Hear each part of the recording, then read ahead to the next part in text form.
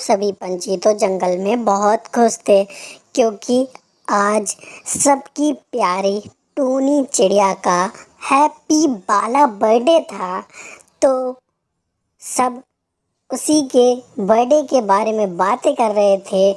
तो सब कह रहे थे कि टूनी का बर्थडे है, आज हम लोगों को कुछ स्पेशल करना चाहिए ताकि टूनी के लिए ये बर्थडे बहुत ही यादगार बन जाए। सभी पंछी यही बातें कर रहे थे। जंगल के दूसरे कोने में टूनी अपने घर पे अपने जन्मदिन की तैयारियों के बारे में सोच रही थी। अरे यार, आज तो मेरा जन्मदिन है और मेरे सारे दोस्त मेरे जन्मदिन का पूरे साल से इंतजार कर रहे थे। मुझे उन लोगों को कोई बढ़िया सा सरप्राइज देना चाहिए। मुझे शहर जाना चाहिए और उनके लिए बढ़िया बढ़िया चीज़ें लाना चाहिए ताकि वो सारी चीज़ें खाकर खुश हो सके और मेरे जन्मदिन को सेलिब्रेट कर सके। टूनी यही सारी बातें कर रही थी।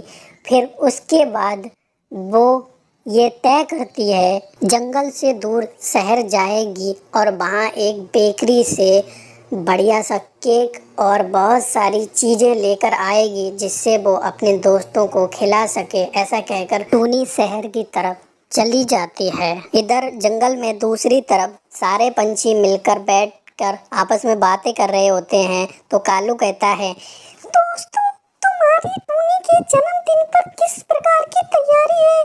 तो मिट्टू कहता है, मैं तो टूनी को कुछ खाने वाली चीज ही गिफ्ट करूंगी।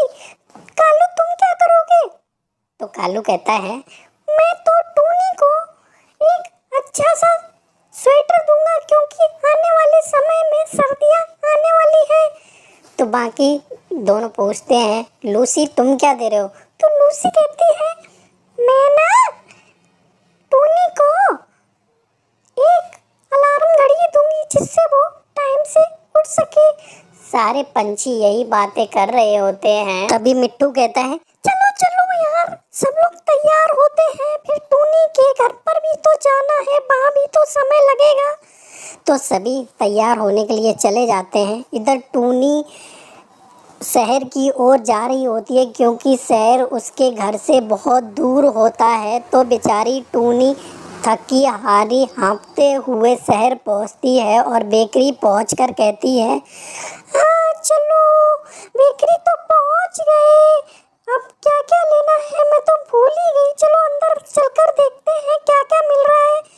तो वो बेकरी में अंदर जाकर देखती है, वहाँ वो केक, पेस्ट्री, यही सारी बहुत सी चीज़ें खरीदती है और पैसे देकर वहाँ से चली आती है। बाकी पंछी टूनी के घर की तरफ जाने लगते हैं क्योंकि अब शाम बहुत घिर आई थी और सारे पंछी टूनी के घर पहुंच जाते हैं। तभी चील बोलती है, ये टूनी कितनी लापरवाह है, हम लोग देखो उसके घर पर हैं और उसका कोई अता पता नहीं है। तभी कालू कहता है, कहीं टूनी किसी मुसीबत में तो नहीं पड़ गई, शायद हम लोगों को उसे देखने चलना चाहिए। फिर सभी ऐसा कहकर उसे देखने के लिए जंगल से शहर वाले रास्ते की तरफ जाते हैं। दूसरी तरफ टूनी बेकरी से निकलकर अपने घर की तरफ आती है क्योंकि उसे ये सब सामान लेने में बहुत रात हो जाती है। रास्ते में बेचारी टूनी, जिसने सुबह से कुछ नहीं खाया था, अपने जन्मदिन की तैयारियों में इतनी व्यस्त थी कि उसे तो ध्यान ही नहीं था कि उसने सुबह से कुछ नहीं खाया है। तो वो किसी चीज़ से टकराकर गिर जाती है और वहीं बेहोश हो जाती है और कराहने लगती है। तभी वहाँ से उसके दोस्त गुजरते हैं और वो उसकी कराहट सुनते हैं। तो लूसी कहती है, ये तो मुझे टूनी की आवाज़ लगती है। तो सभी नीचे उतरकर देखते हैं, टूनी घास में पड़ी होती है। तो सब उसे उठाकर घर पे ले आते हैं और सब टूनी से पूछते हैं, टूनी बहन, तुम्हें क्या हुआ? तो टूनी कहती है कि दोस्तों, मुझे कुछ नहीं हुआ, मैंने सुबह से कुछ नहीं खाया था, शायद इस वजह से मैं बेहोश हो गई थी। तुम्हारा शुक्रिया मेरे दोस्तों, मेरी जान बचाने के लिए। फिर सभी मिलकर टूनी का जन्मदिन मनाते हैं और टूनी से कहते हैं, हम सब बोलेंगे happy birthday to you, happy birthday टूनी।